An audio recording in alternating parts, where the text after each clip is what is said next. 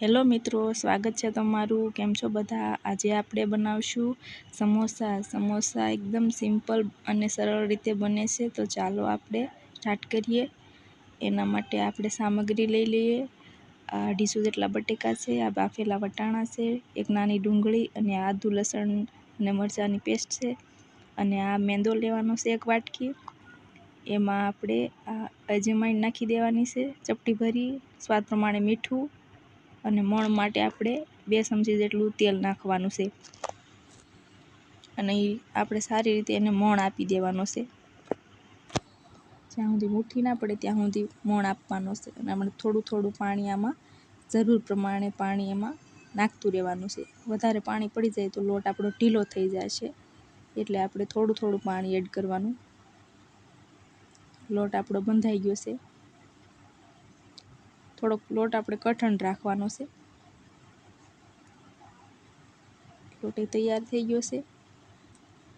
હવે આપણે 2 ચમચી જેટલું તેલ કડાઈમાં નાખવાનું છે। તેલ આપણું ગરમ થઈ ગયું છે। હવે આપણે માખું જીરું, આખા ધાણા, રાઈ, 1 ચમચી હિંગ, 4-5 લીલા પાંદડા મીઠા લીમડાના, મરચી, આદુની પેસ્ટ નાખવાની છે, અને એક નાની ડુંગળી ઝીણી સમારેલી એમાં નાખી દેવાની છે। બધું સારી રીતે આપણે મિક્સ કરી દેવાનું છે। એમાં અડધી ચમચી હળદર ને જીરું ઉમેરવાનું છે।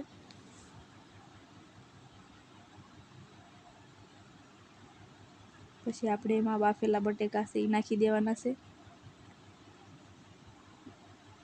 બટેકાને વધારે ઊંડો નથી કરવાનો, એને આખા ભાગા થોડાક રહેવા દેવાના છે। હવે આપણા બાફેલા વટાણા એમાં નાખી દેવાના છે। આ લીંબુનો રસ અડધું ફાડું જેટલું નાખવાનું છે, અને આ સમારેલી કોથમરી એમાં આપણે નાખી દેવાની છે। બધું આપણે સરખી રીતે મિક્સ કરી દેવાનું છે, અને મીઠું આપણે ઉપરથી છેલ્લે નાખશું। હવે આપણે સ્વાદ પ્રમાણે મીઠું નાખવાનું છે।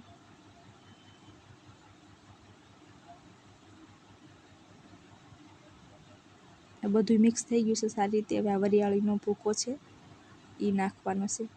વરિયાળીનો ભૂકો ઓપ્શનલ છે, આપણી પાસે હોય તો નખાય, નાખો તો થોડુંક સારો એવો ટેસ્ટ આવે। હવે આપણે લોટ બાંધી લીધું તો એને આપણે સરખા ભાગમાં કરી લેવાનું છે, ને હવે આપણે એની રોટલી વણી લેવાની છે, અને 2 ભાગમાં કાપી નાખવાની છે।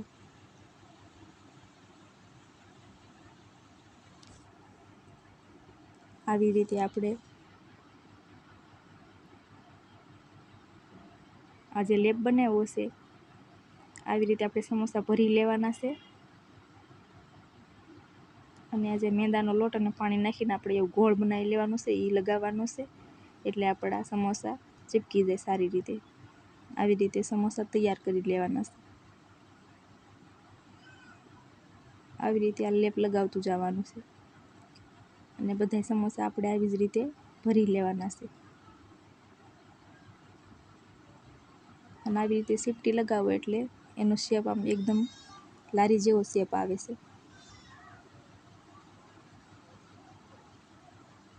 આવી રીતે આપણે સમોસા બધા તૈયાર કરી લેવાના છે।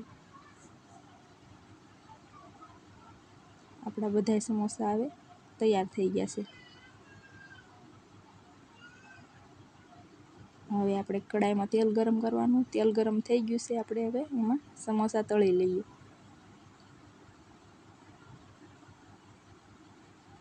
આપણે જેટલા નાખવા એટલા એકસાથે નાખી દેવાના, અને તેલ આપણે ફૂલ ગરમ જ રાખવાનું છે।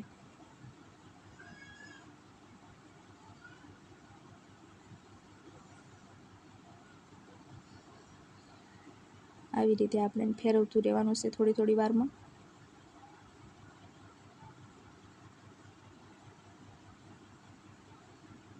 સમોસા બનાવવામાં ઝાઝી વાર નથી લાગતી।